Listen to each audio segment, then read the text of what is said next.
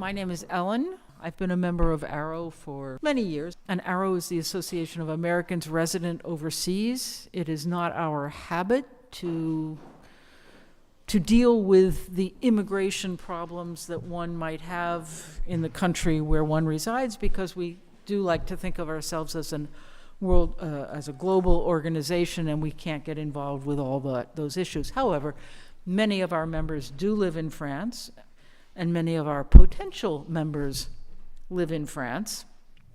So we thought this would be a good way of introducing you to AARO and our advocacy for changes in tax law and voting law in the United States, for example, and citizenship. These have been our issues for many, many years. And tonight is a special night because we're dealing with immigration issues in France. And Jean Taquet is an expert in that.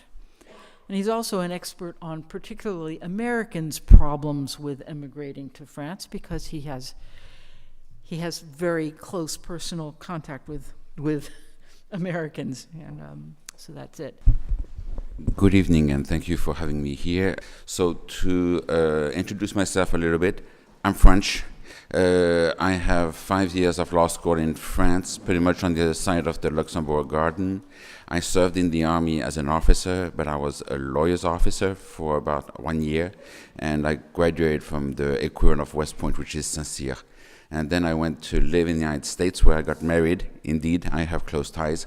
And over there, I ended up being an associate member of the Delaware State Bar Association, because they like to have a different point of view when I was sitting on the committees of Wills and Trust and some other things like that. They like this kind of new vision of the usual American way of looking at the law.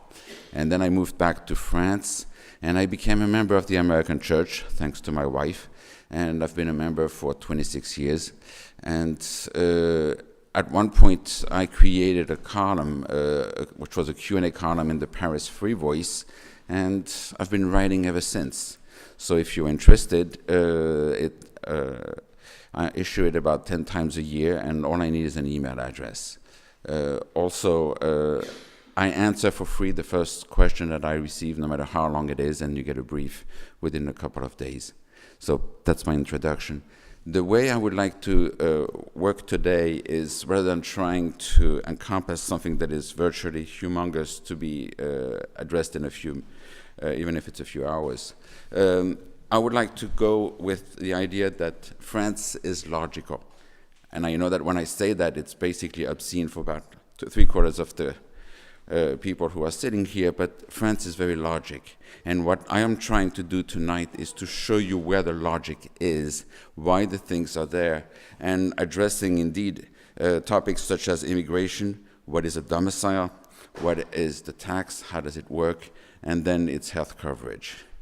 I want you to start by thinking that the United States and France are very close in many ways, because we won our freedom at about the same time. In the United States, the way you won your freedom is that you got rid of the red jackets, the British. Once they were gone, it was your country. You did whatever you did, and you did something great, which still is here today. The problem we had is that when we tried to get our revolution, we didn't have red jackets, we had aristocrats. The aristocrats, they are French. You don't get rid of them. I mean, thanks to the guillotine, we got rid of a large number, they fled, but they were French, okay? So how do you go about securing a republic if these guys can come back because they are the duke, the count, the prince? Because in the old days, when you had a court hearing, the aristocrat, by definition, was right. So he could change his mind every time he wanted, and he would win the case. So here comes Napoleon, who is a brilliant guy. What he said in his memoir is, if there is one thing that you will remember of me, is the civil code. And he was right. The logic that he's following is that the only way, absolutely the only way, that France can maintain its republic, which means something that the aristocrats will never take away again, is the document, the paper. Think about it. If you can prove what you say, you ascertain your rights. Okay? And France is known for its abundant, to make an understatement, of paperwork that we go again and again. And I'm not saying it's going to make it any easier, but think about it, that the Americans got their freedom with their rifles. We got our freedom with a constitution and the civil code. Think about it the next time you go to the prefecture, and try not to be too aggressive with these guys. Okay, I'm going to stress this point again and again, because it's critical for you to understand that our freedom starts with that. Okay, so I would start with something very basic. Ellis Island. In Ellis Island, you had two authorities, the police and the doctors. Always keep in mind that in those days, the hospital in Ellis Island was 1.5 times bigger than Bellevue and was the biggest one in the United States. Keep that in mind, because it's very important. Every country wants the immigrants to be in good health. In France, when you immigrate, you go through the police. You barely see it because it's in the airport. The next organization you meet is OFI at one point or the other. And it's only once you're done with them that you have an immigration status. So if you have a long stay visa from a French consulate, if it's called visiteur, you're not a visitor, you are an immigrant. You went through the doctor. Again, if you have any way to remember that, think about our, maybe not mine, but more like yours ancestors who went through Ellis Island. There are today 6 types of immigration status. We call it mention, either on a visa or on a carte de séjour. I'm going to tell them very quickly. It's visiteur, étudiant, salarié, vie privée familiale, commerçant, artisan, et passeport talent. What is going to happen, and I can see President Macron pushing that very, very much, is that he wants to have upscale immigrants. So it was created before him, but he's just pushing for it. It's for example, passeport talent. Passeport talent has in itself 10 subcategories. Some subcategories have even more subcategories. Okay? So if you think immigration to France, you're talking about several hundreds of possibilities of getting in there. And what I say to all of my clients, and they look at me as if I was a nut guy, is that if you're American and you have a project, you have immigration. It's a yes. Don't believe the French who tell you it's no by definition. It's going to be a yes by definition, because you have what it takes, for just about 99% of the people, you have what it takes to immigrate here, and relatively easily. That's the first point that I wanted to make. And in terms of immigration, I will also say that the other big thing that has happened is that they turn most of the carte de séjour into either 2-year card or 4-year card. The idea that if you're settled here, you can stay here and you don't have to go to the prefecture every year. The 4-year card are today the salarié, profession libérale, commerçant artisan, and passeport talent. The 2-year card are everything that deals with private life.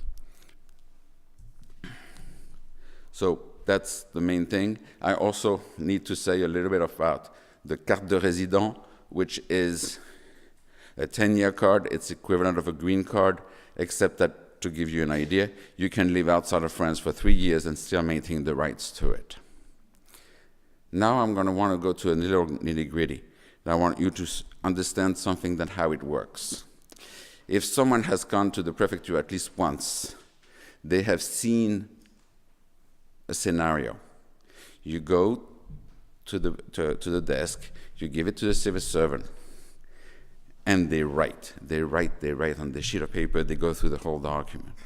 And then they close it, and they walk in the back room. The idea in France is that the person who verifies a request is not the person who makes the decision. It's a very good way to avoid bribery. It's the whole logic. Napoleon says you cannot believe anyone that they are going to be good to take care of themselves. He thinks that France is just populated by infants and he needs to take care of them, and state knows better than them what is good for them. And if you think about it, you can still see a fair amount of this kind of attitude even today in 2017. And so I go back to my little story. The civil servant comes back, calls you. It takes 30 minutes, so it takes 2 hours depending on when you arrive at the prefecture, and it's either a yes or a no.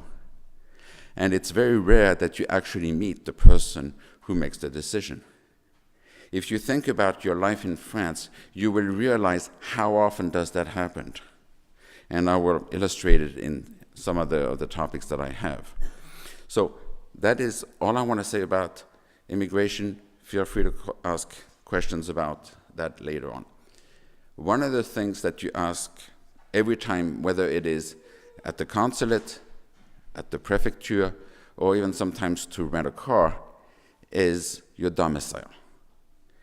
And I can hear the Americans saying, moaning and groaning, and say, what is going on here? Why do I need an EDF every time I walk around?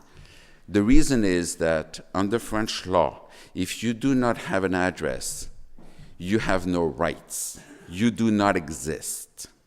It is that black and white. So think again about Napoleon. The good guys are the people who are the husband, the wife, the children in a house, usually a farm, and they never move. The bad guys are the blue-collar workers who need to go from week to week, from job to jobs. These are the people that he doesn't consider to be the good guys. So the idea that you have a domicile that needs to be protected is critical. And a lot of the things that is understood in France goes around this entire idea of a domicile. To give you an idea, if you take a non-paying tenant, it takes about 6 months to a year in court to have the lease to be decided as null and void for non-paying, obviously. It takes another 2 years to get rid of the tenant because you have the social workers, you've got the prefecture, you've got all kinds of people who suddenly moves into the scope and want to make sure that this person, if it needs to be expelled, needs to have another place. So in order to have your identity, it's your first, your last name, date and location of birth, your address, and as well as your profession. Again, the very old idea that you have only one profession in life. And for example, if you buy real estate in France, one of the things that the notaire is going to ask you is, what is your profession? When you fill out the form at the prefecture is, what is your profession? So the domicile is this idea that you have a place to stay, whether you are a tenant, whether you are owning your place. And if you are a tenant, then I can explain my other big things about French law. The idea that we need to be fair, but not the American way, the French way. In other words, who is the underdog? French law is biased in just about every aspect that you can think of because we go with the idea that there is the guy who's got power and there is the guy who doesn't have as much power and is therefore at a disadvantage. So the law has to give a little push or a big push in order for the person to be at equal footing with the big guy. And remember that when we started this kind of law, it's just after World War II, it's 1948, Abbé Pierre is 1954. Protection of the people, they need to stay in their home. In France, the tenant is protected beyond what is, I think, reasonable, and I'm a French guy, because it gets totally twisted. The landlords ask absolutely incredible things that are completely out of the norm, but at the same time, once the person is in there, they cannot get rid of it. So the idea here is that, for example, if you have, I've done it a few times, it's not nice, but you can do it. Let's say someone who is a tenant for a short-term rental of 1 year, which is the French short-term rental. We're not going to talk about Airbnb here. Okay, and it's short-term rental, secondary residence, you don't live there. It's not. If you fill out your income tax form, what we call the 2042, and you put the address there, guess what? The tax office just turned that secondary residence lease into your residence, into your domicile. So it shows you from how many different angles that home is so important for the French system to function. That's one of the things. I can talk a little bit about the rental with the Loi Allure. I prefer that you ask me questions about domicile, which means owning. The main thing I would like to say is, in the United States, we've got this half a joke, which is, if you want to buy real estate, you're thinking location, location, location, which to a certain extent is even true in France. My point is, if you're going to buy real estate in France, you think notaire, notaire, notaire. Notaire is not a public notary. It is someone who is representing France, okay? So if I take the order in which his job description goes, the first one and the foremost is that he represents France, okay? The second job is that he collects taxes. So when you purchase real estate, there is a relatively large chunk of money that he takes. That's taxes. The third and the last one is that he can be a legal advisor if you ask for it. That gives you an idea about where you stand on the totem pole. They are supposed to be completely impartial. Human beings are rarely completely impartial. So if you're going to buy or sell real estate, always take your own notaire. They're going to divide by 2 their fees. They don't like it, but that's the way it is. Okay, so that's my comment about domicile and real estate and rental. The next thing I would like to talk about, because it's been a topic that I have been discussing with some of you here, is the health coverage. Because it's moving fast, and it is very important to understand everything that we are talking about here. What I'm trying to explain is that even when we created CMU, which is, I would say 17 years ago, we did what I call, and I'm sorry if I offend someone, it's what I call Obamacare plus plus. Which by that I mean is that in France, if you are in France, you're covered. You're covered with the public system, you're covered with a private system. Even the sans-papiers, the undocumented aliens, have a full system called Aide Médicale d'État that covers under the French public system. You are homeless out there, you get your address through one of these NGOs, and once you've got that address from the NGOs, you got your health coverage, okay? Everybody is covered in France, period. What has happened is it was a good idea, and then it turns a nightmare for the non-French who are retired here, and I will explain why. For the longest time, the health coverage was with a very old-fashioned, traditional way of thinking family. We are just getting out of the World War II, and the idea is that there is the father, dad, the husband, who is working. And then you got the wife and the children who are home and who are the dependents. So for the longest time, until something like the late 70s, everybody thought that the system was okay, except that if you remember 1974, unemployment growing bigger and bigger. France got hit just about as bad. And after a while, they saw that generations, which means the 3 generation in a family sometimes, nobody had coverage because no one was working anymore. So more and more people were going through the cracks.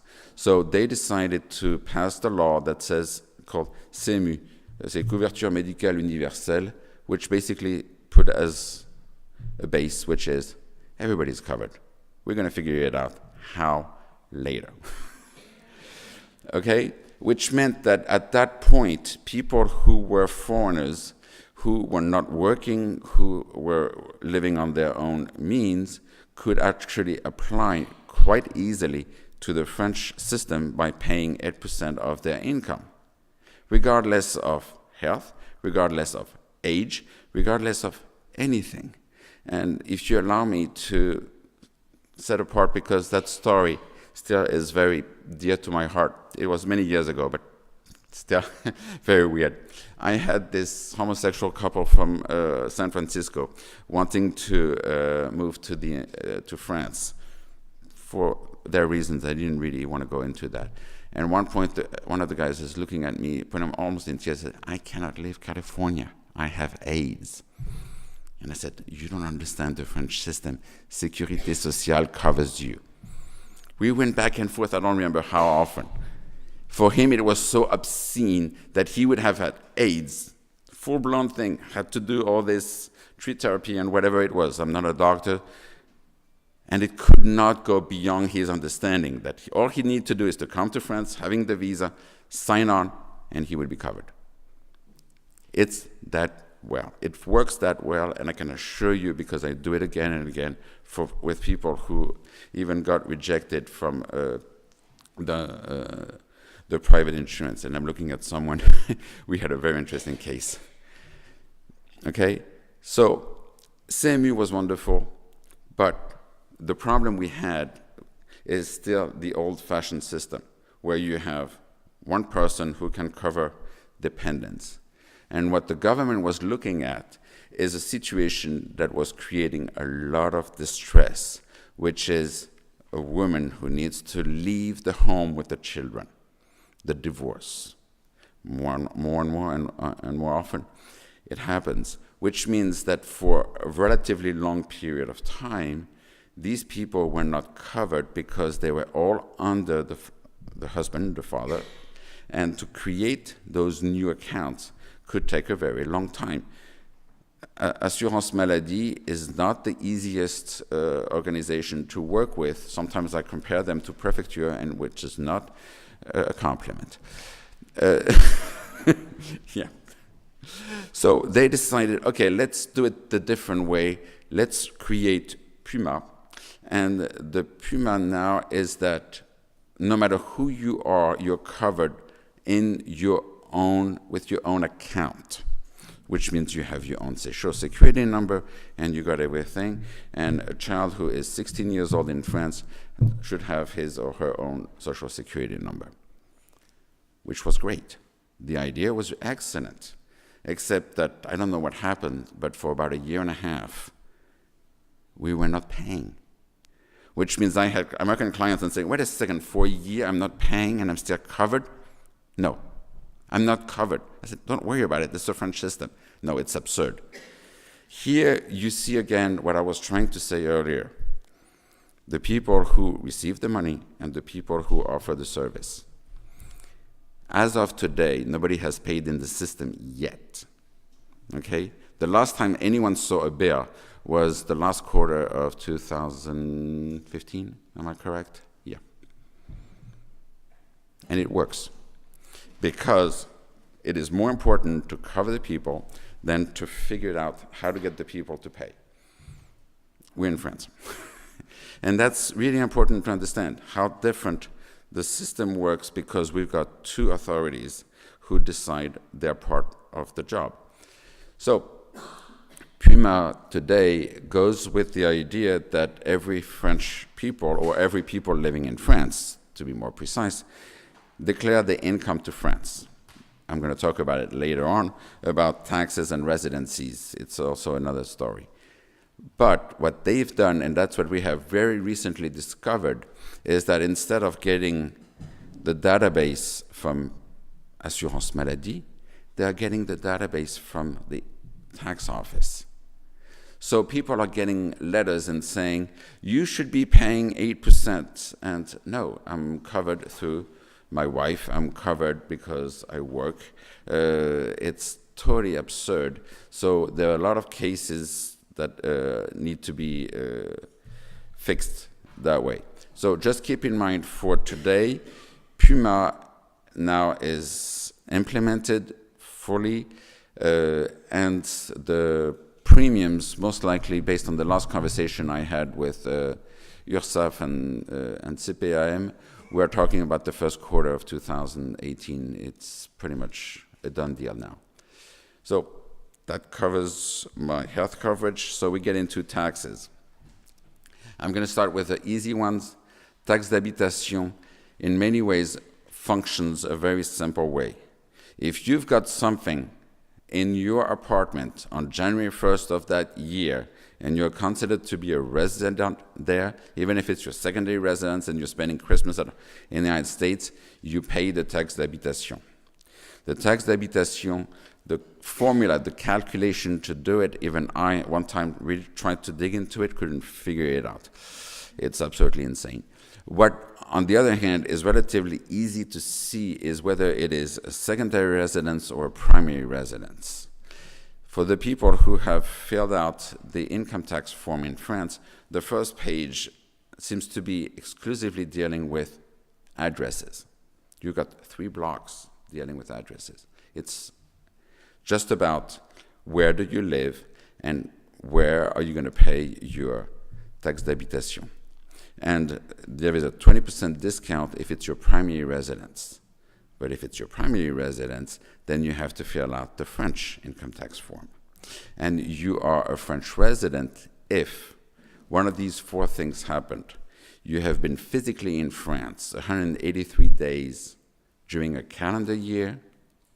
You were not, but your spouse, with or without your minor children, have been a resident. You're being dragged in. Your employer is French resident, or you operate as a business as a French resident. And the story that happened a long time ago, but is absolutely typical of what we're talking about in terms of doing business. It was a young woman, an American, who was studying at AUP and was earning a fair amount of money tutoring, being paid in cash, therefore paid the rent in cash and everything. And eventually the tax office said, wait a second, how are you paying for the rent? Because they have their calculation that the income should be between 1/4 and 1/3 of the rent. They know exactly how much the rent is, they multiply, and they said, okay, where do you get that for money?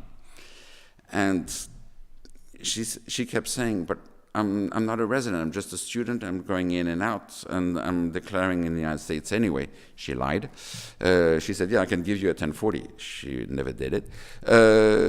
But she got really nailed down with a full audit because she was considered to be a fiscal resident because she was operating, as far as everybody was concerned, a business. She was self-employed, not paying the social charges, which was either another problem. I'm strictly talking about income tax.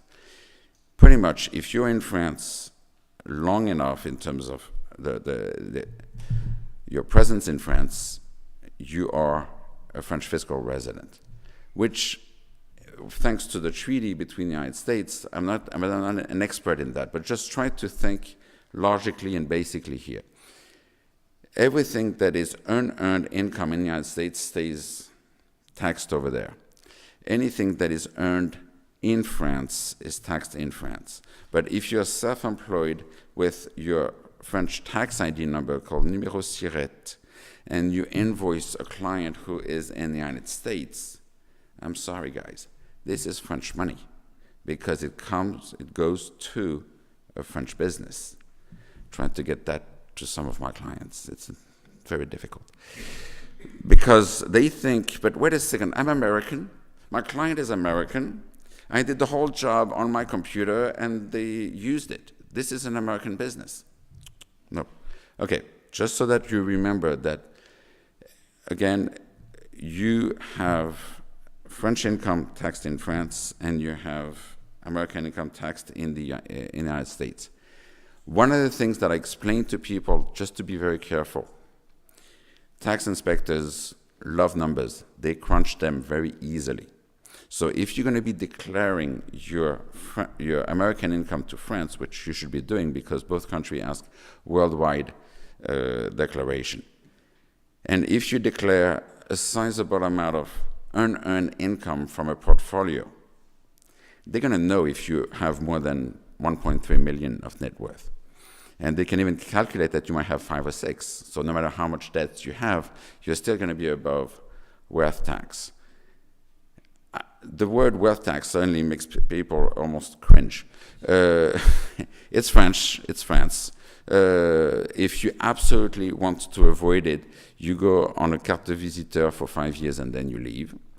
But the way to, I'm not going to say to avoid it, but a carte de séjour visiteur is about the only one that allows you to claim that you're not a French fiscal resident. The prefecture doesn't have a problem that you're not submitting that kind of document. And if you present a 1040, they're happy because at least they know that you're declaring. Okay? What I'm saying here is borderline tax cheating. But I just want you to realize that any information that you're giving to a tax inspector through that, what we call 2042, up to 2047, they know how much you have. Okay? So, I'm just about done because I would like to have your questions, and thank you for everything. So if I have a company in France, like a AARO, Yes. and I also have an LLC in the US for US-based jobs, am I allowed to do that, have a company in the US and have a company in France? Oh, I love that question because it opens a topic that I find to be very interesting. I didn't want to go into that, but I'm going to go there because it's very important. Guess what? I'm dealing with 3 people here. I have a personne physique, which happens to be you, and I'm dealing with 2 personnes morales. I'm a personne morale in France and a personne morale in the US. They're not you. So the only question I have is what is the relationship in terms of income, in terms of the way you're being compensated by someone else. And since we're talking about personne morale, the personne morale was created by Colbert. Okay? In those days, they were trying to grasp a concept that was really hard for them to figure it out. That's the reason why they call it personne morale. They took a human being and created pretty much a copy-paste, which means, listen to this one, it has a name. You cannot easily change it. It has a date of birth. It has an address. You cannot change it easily. And it's a very important thing to have it. And the last but not least, they just couldn't figure out that something could live forever. So a French company can only live 99 years. So you have to pretty much recreate the company after 99 years. It is still today. We're still working with Colbert's ideas for those things. In those days, you had the good guys, the aristocrats, remember those guys? And then you had the bad guys, just about everybody else. But at the same time, Colbert was the first minister who was not an aristocrat. He was a grand bourgeois. And he decided France cannot continue that way. We need to have crafts. We need to have working people who have organizations. So he decided that he would divide the working forces in 3. You would have, among the bad guys, the best of the crop, which are the professions libérales. The reason why they are good, because they don't sell anything. They have knowledge, they have expertise, they give you services. So they're good because they don't sell you something. Okay? And if you look at how it's calculated for their income tax, it's called BNC, bénéfices non underline commerciaux. No apple and oranges here. Then you've got the second group, which is called the artisans. Artisan is everything that deals with crafts. So they're bad. They are basic. But they're not totally bad because they have expertise. They have knowledge. They have crafts. They know what to do with their hands.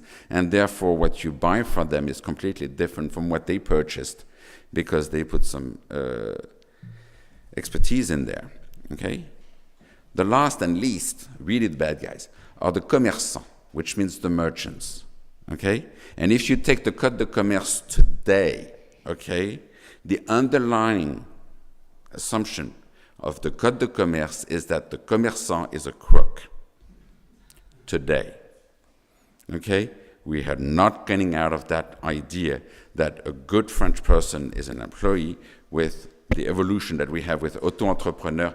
But the point I'm trying to say here is that still in France, in vast majority of places in France, you have a problem with someone who is commerçant, and you have a problem with someone who is an artisan because they are assumed to be crooks. So my husband is here with a talent passport, and he's working, and I would like to work too. I teach English. Is it better for me to... Can I ask you a question? Sure. Why are you not working? Why am I not working? Yeah, you have the right to. I got 2 little kids, so that's my excuse right Okay. now. But I would like to start working in part-time. And Yeah, but what prevents you from doing it? Well, I need to find a job, but I'm wondering if I'm better off working freelance, which I have done previously, or working with a company. What happens to both our incomes as far as taxes? If I work independently, then have my own business, right? That's a whole other... Yes. Yeah. So what's the easiest thing as far as end of the year and trying to settle up with the French government? Again, I'm going to rebound to what I just answered this lady here. Okay? When you look at a 2042, if you're a salarié, it's the simplest thing possible because the tax office fills out the form for you. So right there, you already have an answer. On the other hand, if you are whatever self-employed is, you need to fill out the 2042 Pro, and you need to find the right slot to put the numbers. But the base of your question, I'm going to say, I'm sorry, but it's your decision, it's not mine. All I can say to you is, today with the status what we call auto-entrepreneur, micro-entreprise, whatever you want to call it, okay? Basically, you're doing business without any accounting. None. If you're going to be a teacher like this, I think it's still 100 in sales. If you, for a calendar year, bill for less than that amount, you're staying below, which means you're not part of TVA, you're not having to have a CPA. What you do is you just make sure that you record your billing, because that's what the tax office wants to make sure that you do. You don't care about your expenses. And the registration takes on the computer between 10 and 15 minutes, and you get your number right away. Has the wealth tax been changed so it applies only to real estate now? It has changed? Yesterday, the Assemblée put back the real estate that the Senate had taken out. But it hasn't been signed yet. Yeah. I mean, but it's coming. We have the same system as in the United States, which means unless the president signs the bill, it's not enforceable. So my way of looking at it, which is very different from Helen, is that unless the bill is signed and the décrets d'application are in, I barely look at it because so much can change. And today, with the current political situation where En Marche is a brand new political party, you can even wonder if it is really a political party or not, how many people are going out, how many people are coming in. Everything can change. I wrote at one point, it feels like the good old French guy that I am, it feels like the election of President Macron was pretty much a revolution. The guy coming out of nowhere, winning the election, and putting France on a track that has nothing to do with what we used to know. And that's, I can go on and on and on about all the things that are being changed. We could have talking about labor laws for a second, and because we were a little bit talking about it. What happened is that, again, the French law is the employee is the guy to protect, the employer is the bad guy. Okay, it reached to the point that it was so insane that when someone created, Sarkozy, auto-entrepreneur, the employers were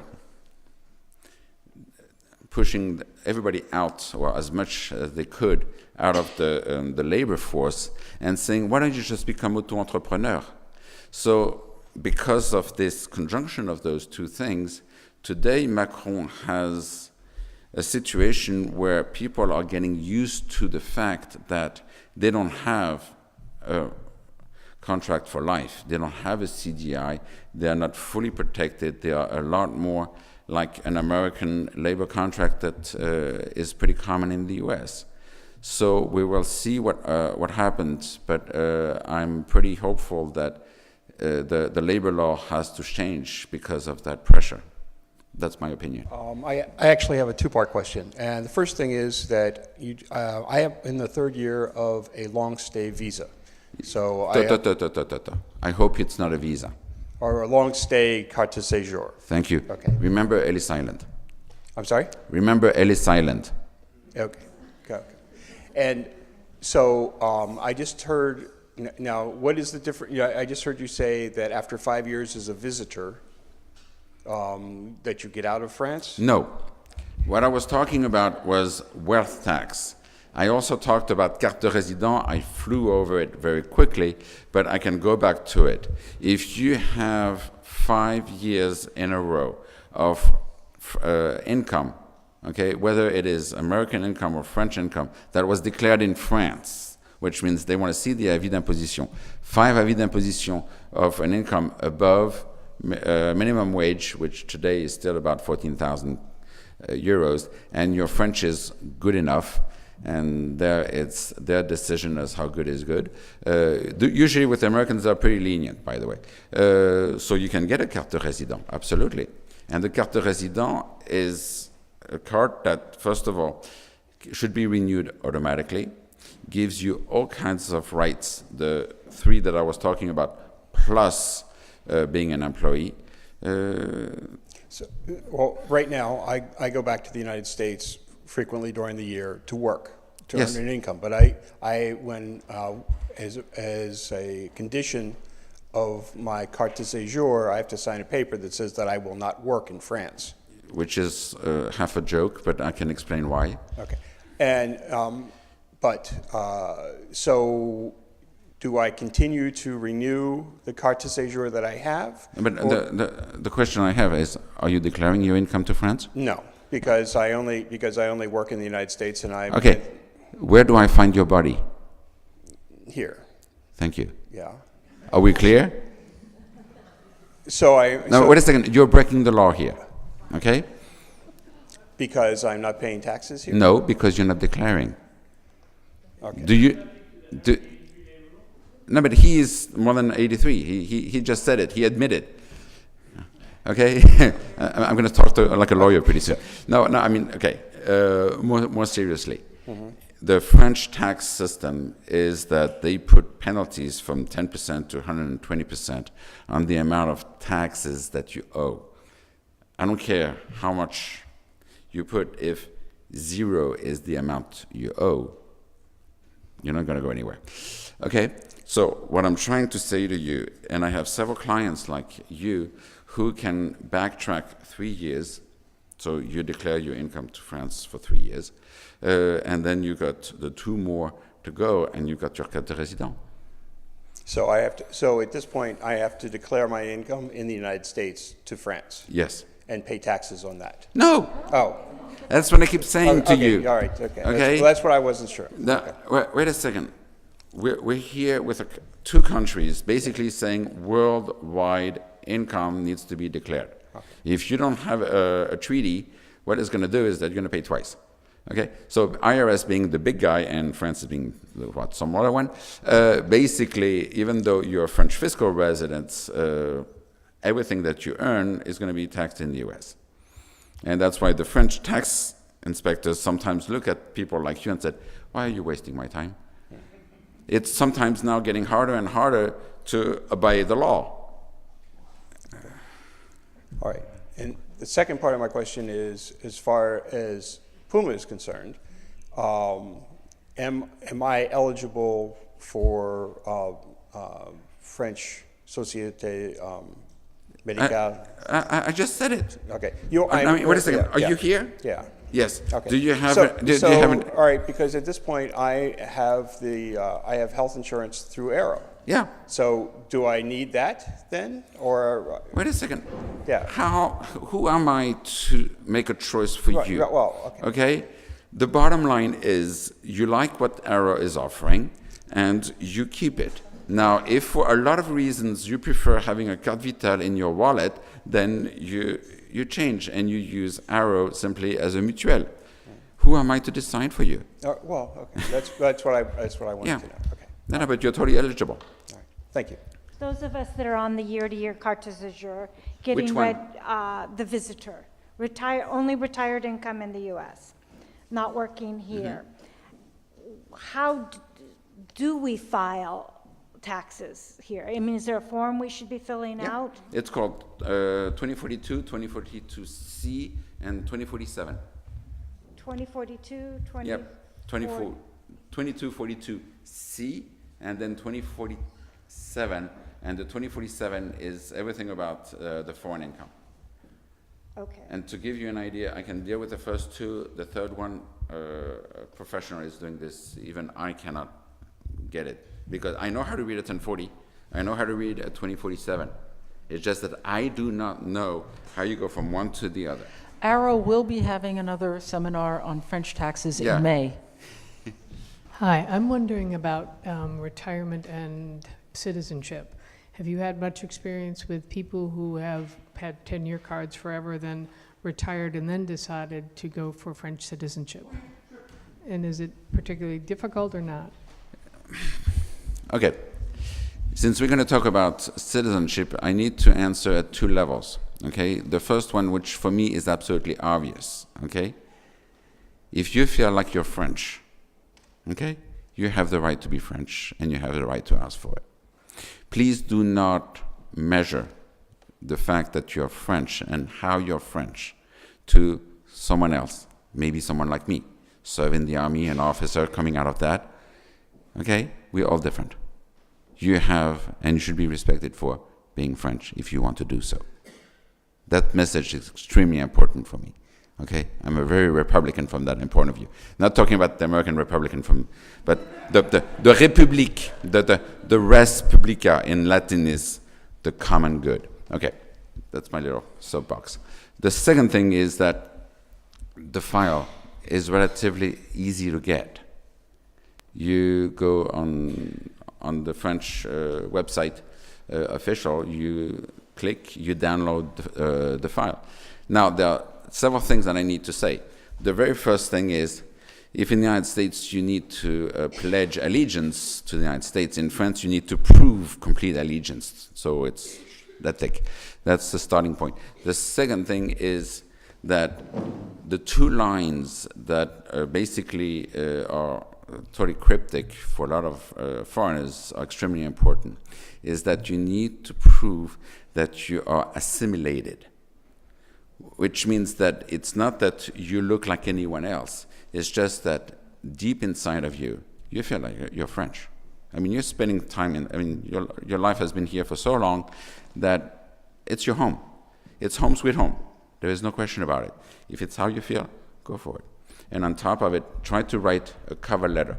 It's never asked for it, but if the civil servant has a letter in their hands, what they have a tendency to do is to pick the topics and almost like poking you to see how serious you are. But if you're really convinced about what you have, then go for it. And if I can digress a little bit, it's one of the stories I like the most. And I will not give any names, but someone called me late one day and said, okay, I work for one of these international organizations, OECD, UNESCO, that kind of thing. I'm a tenant, I'm single, I have no kids. I would like to be French. Normally with that kind of request, I say, okay, I'm sorry, it's late. The women sound passionate. Okay, so I take the appointment. And then I learned that this person was very active in her sports club. And for all of the international competition. She was the one who was carrying the flag. That was her thing. Okay, fine. We did the whole file, not on her job because it was outside of France. We didn't do anything on that part. We put the whole thing on the fact that she was like that. And the very first comment she said, "Do you know I'm lesbian? Is that going to be used against me?" I said, "No." And she was right. And we were right. She's French. Jean, may I just interject? When my son was a teenager and playing baseball here in France, there was another American on the team, and that family had come to France in the 80s, and the other kid was good enough to be on the Équipe de France, and it was the club that got them accelerated French citizenship just so that Patrick could be on the team, on the Équipe de France. So sports is a good venue. Yeah, no, just that. No, but I mean, the reason why I use this story of this woman so often, it's because it shows that the French administration is, I consider, to be opened when it comes to why do you fear French. Don't be shy about it. Be proud of it. Hi, I have two questions. Similar to someone earlier, I applied for, or I got the long stay visa, and then when I completed it, I had to say that I would not work in France. But when I want to switch to the one of the 6 types of visas, I believe the entrepreneur, how complicated of a process is that? Talk about carte de séjour. Carte séjour. I'm going to be I don't have the merciless. carte séjour yet. I have it. No, you have an office stamp. I have an office stamp. Okay, that is your titre de séjour. Forget the visa. Okay. Remember, So the my visa. carte de séjour. No, I'm going to sound like a broken record. Okay, it is silent.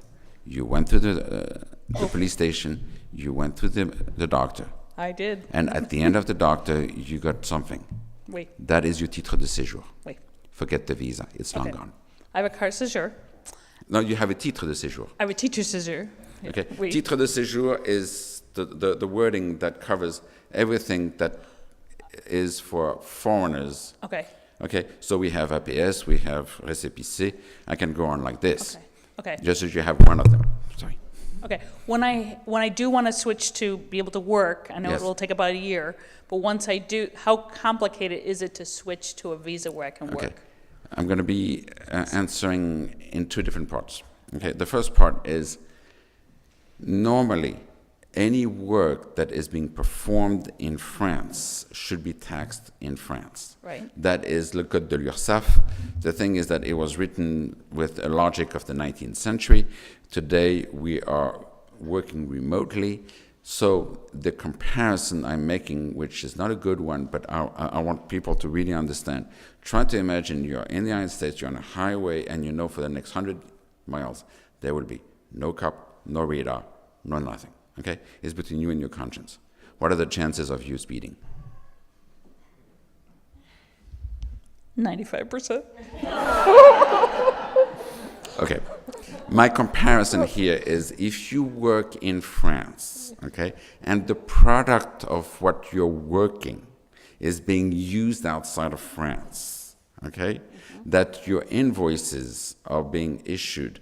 I mean, everything is digital, but you use an American address and you send it to an American client, okay, with this kind of setup. Right. France doesn't have any jurisdiction on your client who is in the U.S. Right, but I want to have my clients in France. Can I finish? So the joke that I get regularly from the civil servants when they go for signing this thing with my clients, that, yeah, well, no, we know you're working, but as long as you're not working in France, we're happy. Do you have a good job? Okay, even them, no. Okay, that's part 1. Part 2. They still consider that if you go too fast on that one, it's called perjury. So they don't like it too much. Ideally, you need to wait until you have been 2 years in France, okay? So that you are renewing a physical carte de séjour before you can do it, okay? After that, it's a matter of presenting a decent file. Okay? I mean, it's not that I want to brag. It's just that the way I work my files at the prefecture for the change of status, pretty much like yours, we work in, we put the whole thing, we are sent back. About 30 minutes later, the récépissé is there and saying, oh, please take the fingerprints. There is never a question. Because everything is in there. I know what they're looking for. Okay. And then my second thank you. My second question was, can someone who's a fiscal resident, or what does it take for someone, any of us expats, to take courses at a university here? You can. When? I mean, with what? But wait a second.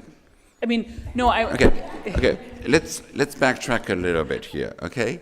I'm still getting over I just got my carte vitale on Friday. I'm still getting over the health insurance. Okay. I'm just still in shock over that. Let me answer differently, okay? There is no one at the university that is a police officer. So I can just go in and take like French classes? But wait a second, you're a resident. You have residency in France. Not only can you go there, but you can go there and show that you are a legal resident here. And get a diploma if I wanted to? Absolutely. Oh, Jesus, I love France, yes. However, depending on what you want to study, they will look at your file and they will say, okay, you have a BA from the United States, which is nothing. We'll give you maybe 1 or 2 years towards a licence in whatever subject you're going to study. That's the university. It's called the équivalence. I'm just this January received my titre de séjour. Which one? Tenure. Okay. Carte de résident. I fell in love with a lady who's a dual French citizen and U.S. citizen. Yes. And we're sorting out our future. We're trying to schedule our time here and in the U.S. And my wife has been in France for 25 years. I own a house in Omaha, Nebraska, have family there, and we're trying to figure out a way that I can spend kind of half time there, kind of half time here. Okay. And the question is, what's required of me to stay here, I guess. Okay. My answer, first of all, is to go back to the domicile. If you don't define clearly where is your anchor, the French administration is going to turn you into an absolute nightmare. So be very clear as to where you put your anchor. If it's in France, put everything logically in place, duck in the row, with France. And then you do whatever you want. Okay? To the point that it's the 183 days. It's the spouse who is in France more often than you are. Okay? Yeah. Now, if the two of you move in a permanent way, then your French address is going to go on résidence secondaire for the taxe d'habitation. You're done, finished. So it is you who decides. What I'm understanding, we're intending to, say, for instance, go to South America for a couple months. Yeah. And I'm intending to go back to Nebraska for maybe 4 or 5 months, my home there. And Karen is going to visit for a couple, 3 months. Okay, I'm going to interrupt you, okay? I repeat, you can be a butterfly as much as you want. My problem is not there. My problem is you need to be very clear with your paperwork where you put your anchor. If it is an address in Nebraska, great. Do everything accordingly. Now, if you keep your French address, just stay logical and put everything in place. The problems that a lot of Americans have, and they come to me with nightmare stories, is that they have been trying to have and maintain what they consider to be 2 residences, 2 homes, because they go back and forth. and it creates problems on both sides. Okay, so my advice to you is, if you're in France right now and that's where you feel more comfortable with, stay. And then you travel everywhere you want. I guess we were under the assumption that, in fact, we talked to some of the lawyers, and they said that you could only be out of France like for 4 years out of those 10 years or something like that. 3 out of years. 10. But again, the 3 years are the 3 years of income tax declared. Okay? Are we clear here? I guess the three, we're declaring our taxes here, we're declaring... Yeah, but as long as you have an avis d'imposition for France, you are a French resident. I'm going to go a step further because I know people who are butterflies. I call them butterflies, okay? And we were sitting in front of a tax inspector. What we ended up doing is to take the person's passport, and we went through every single of those stamps, okay? And at the end of the time, we discovered that the person had been less than 5 months in France. So the guy looks at us and said, okay, what do we do? The thing is that it was France where this woman stayed the most compared to Canada, that she was a citizen of Hong Kong, that she was born there, and you name the rest, okay? So the tax inspector said, this is where you have your primary interest in life, because what we're talking about, those 4 things, are nothing more than the illustration of the concept that defines income tax, which is, where do you have your primary interest in life? And I would say, congratulations to the 2 of you, you have each other. The treaties talk about center of financial interests and center of personal interests. Yep. And in fact, there's a difference between the tax treaty and the estate treaty. One of them only talks about personal, and the other talks about both. Okay. And so, you know, that... Eric, you're so much better than I am. So that I stop where my expertise goes, but you can see that it can go very complex. I'm trying to stay basic. I'm trying to give the logic here. Yes? We had a meeting with MSH recently, and they were unable to answer questions about Puma and what we might best be doing. Part of my question is, I have not ever received a bill from Puma. I've lived here for a very long time. Can I apply for a carte vitale? Yes. Based on, I mean, what is their information? Just pardon? I just got it. I've only been here 5 months. Right, well, Yeah. Okay. You need to prove that you have a permanent residency here. That's not a problem. Okay? And then that you're willing to pay 8% of your income. Yes, it's 8. 8. Right, and can you refuse? No, but wait a second. No, If you want to stay with MSH. No, wait a second. This is what's confusing. Okay, we need to be very clear here. Once you sign for the public system, you're in either for life or you move back to the US. You don't mess around with that. Because the French logic is, you chose the best system in the world. How can you be a nut not to stay in it? Okay, but wait a second. Sorry, but it's pretty much the logic that is behind that. Wait, there's another question here. If it costs more to pay into the URSAF than it does to insure yourself at the MSH, Yes. you can opt out of URSAF? No. Okay. No, you make a decision. One decision. You're either in the public system or you never get in. Right. I mean, you just don't go. Yeah, you just don't. You have the absolute right to stay, unlike me. I'm not allowed to have private insurance.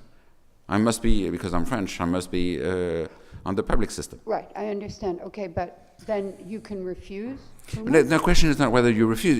You never sign onto it to start with. They're going to be sending bills to people. No. Yes, that's what they are announcing. That's the discussion that we have with Eric, is that, and so far, we will see for the future. But so far, I'm answering and I'm disputing these things every time a client receives it, and every time I have them on the phone, they said, yes, you're right. Please contest because you do not owe this money. Can I just say something? This is something that, of course, concerns AARO very much. And there is a group of lawyers who are now preparing with a French lawyer the proper way to proceed, and they're working, I believe, with Eric on this. So there is a mobilization, but really, none of the bills have been received yet. So nobody knows exactly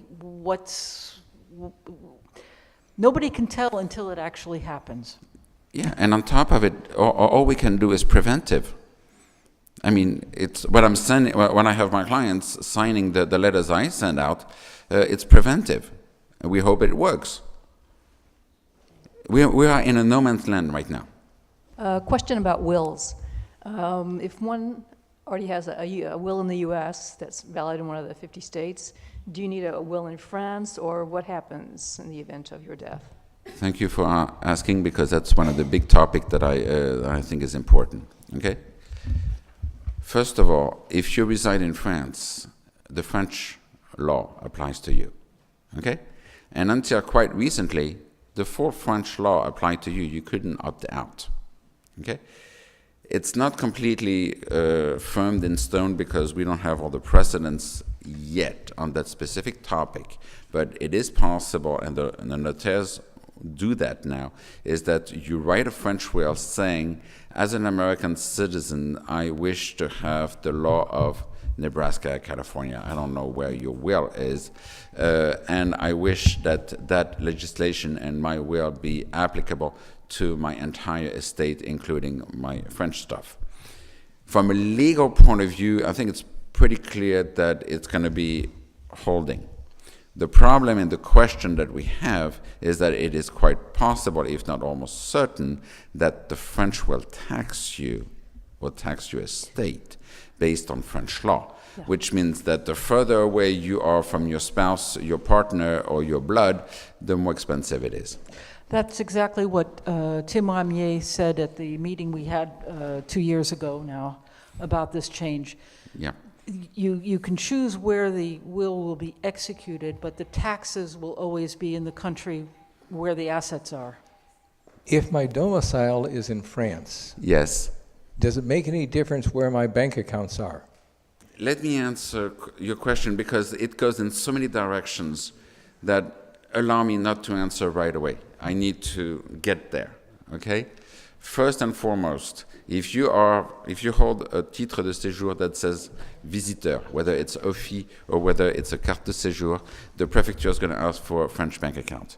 If you don't have any, you're not walking out of there with the carte de séjour. So right there, it's already a moot point. You must have a French bank account. The second thing is that the French fiscal legislation is such that, if I remember correctly, the last time I checked, it's not even possible to pay in cash above a certain amount. I think they went down to 800 euros or something like that. And I think it's even going down. So you want reimbursement from Sécurité Sociale, it has to be into a bank account. You're receiving money from CAF, it goes into a bank account. The system is such as very basic, because the checks cannot be endorsed or passed on to someone. There is no way you can live in France without a bank account if you're going to be living in France. Okay? So that's one side of my answer. The other side of my answer is that you can have, in theory, as many bank accounts you want in a foreign country. The thing is that, and I'm not going to go into too many of the tax forms, because, again, I'm sure that there are people in this room who know better than I do, and it's not my job to do it. But yes, there is a form where you fill out everything that is a foreign bank account. But the point is, it's the French bank account that counts. Okay? If I understand correctly, those of us that have received the letter regarding the cotisation subsidiaire maladie, you're saying, who have never been in the system, should that we don't owe it? This is where And what does no man's land mean? I have to admit that I need to say thank you to this gentleman here, Eric, because we have gone back and forth. We are trying together, and I really thank him for that, to go as far as we can go. He comes from one direction and comes from the other direction as a French guy. The logic that we hear at the very end is that if you have never signed onto it, as this lady was saying, if you never sign onto it, it's the contract, okay?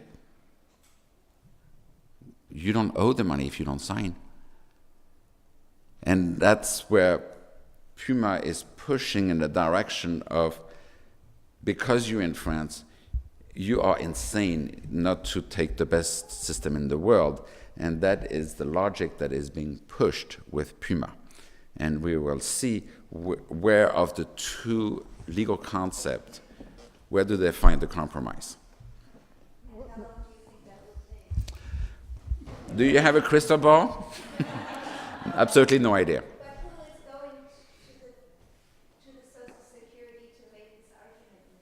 Do you think it's at the level of Social Security? No, it's at the level of government.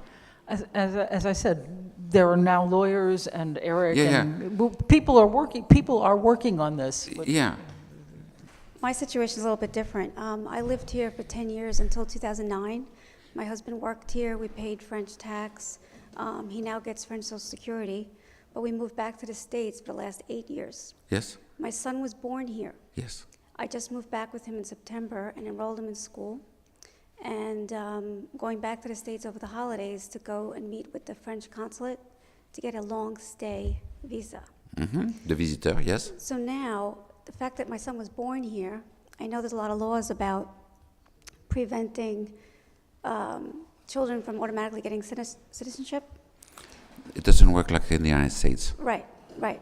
But I understood that if he came back to France between a certain age time frame, that you could apply later when he reaches like 18. Okay, I'm going to try to answer the question the way I understood it.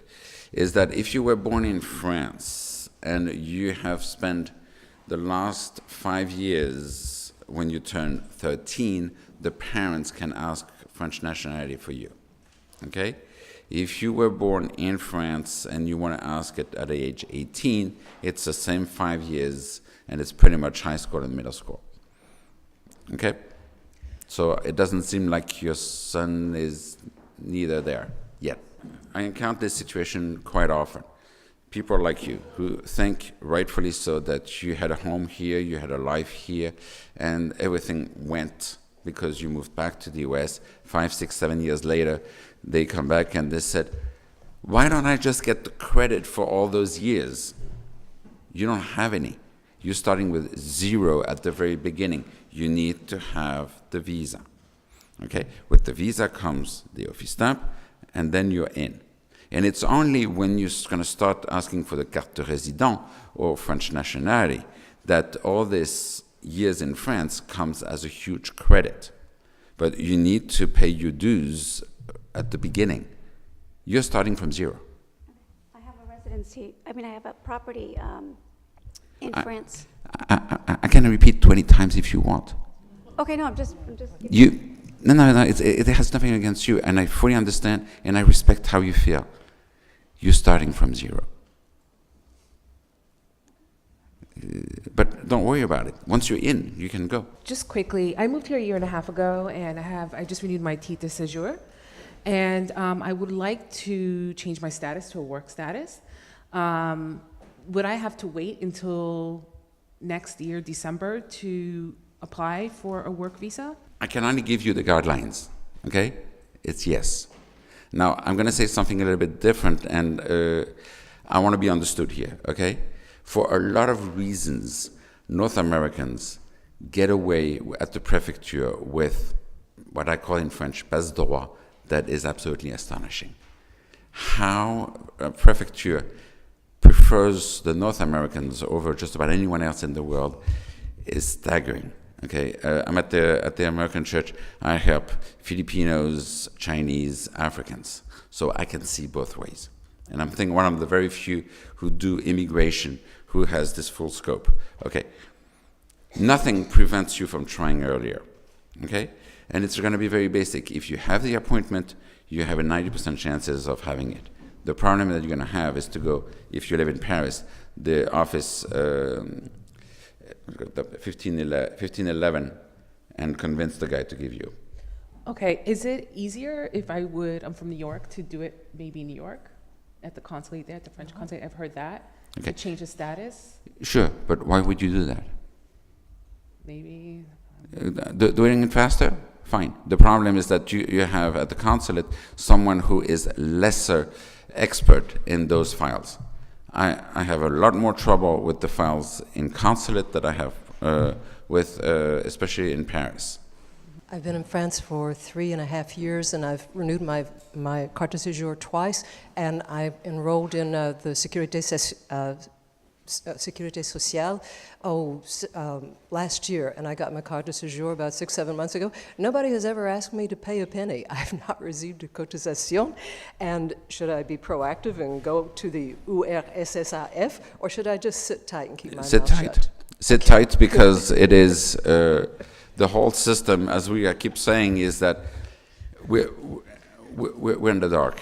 So as I was told that these the last two, thank you very much. I hope I've been able to explain a little bit about the logic of what's going on in French law. If you keep that in mind, the document, the thing you sign, is the thing we keep us freedom. Thank you. Thank you, Jean.